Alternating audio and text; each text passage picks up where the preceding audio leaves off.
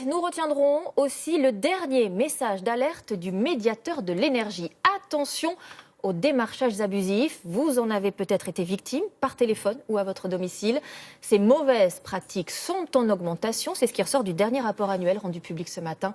Ambrine Bida, Pascal Caron. Il y a 3 mois, visite surprise chez ce garagiste près de Paris. Un démarcheur vient lui proposer un nouveau contrat d'électricité. Sur le moment, Hossein Jamshidi pense que le commercial est envoyé par EDF. Il a une carte professionnelle et un argumentaire bien préparé. Il avait tous les renseignements de mon compteur et moi-même. Suite de ça, je fais confiance. Sans le savoir, il vient de signer un contrat d'adhésion chez le concurrent, Engie. Je me fais arnaquer tout simplement, une démarche abusive. À domicile, sur Internet ou par téléphone, ce type de démarchage est devenu monnaie courante. Argumentation trompeuse, pratiques agressives et même vente forcée. Selon le médiateur de l'énergie, en 2016, 9% des plaintes portaient sur ces pratiques abusives. Déjà 13% depuis le début de l'année.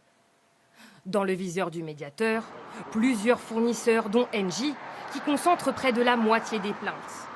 L'entreprise reconnaît et déplore quelques dysfonctionnements. Ces écarts sont fort heureusement rares et corrigés systématiquement auprès du client et du prestataire.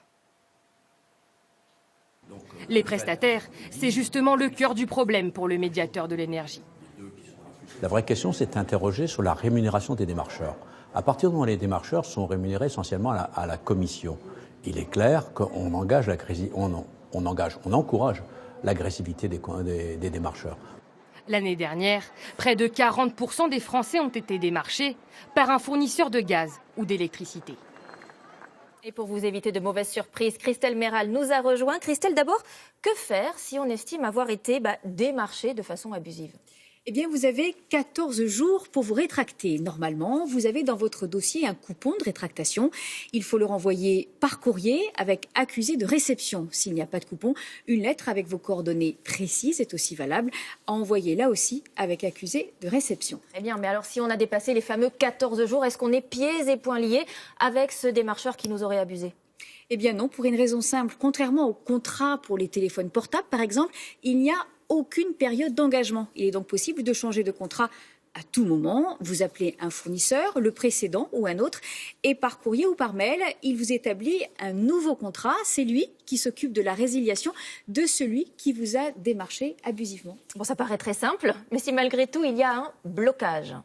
En cas de blocage, vous pouvez saisir une association de consommateurs. Elle peut faire les démarches pour vous. Sinon, la direction de la répression des fraudes. Mais là, la procédure peut être longue. Bon, on va être vraiment complet. On va imaginer une autre situation. J'ai signé un contrat et un jour, je reçois une facture trop élevée. Je constate que mon compteur est défectueux. Je fais quoi ?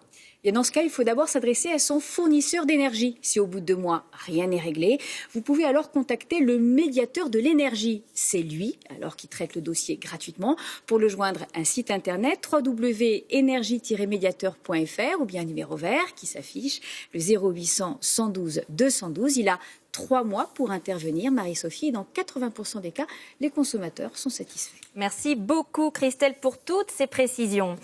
Allez,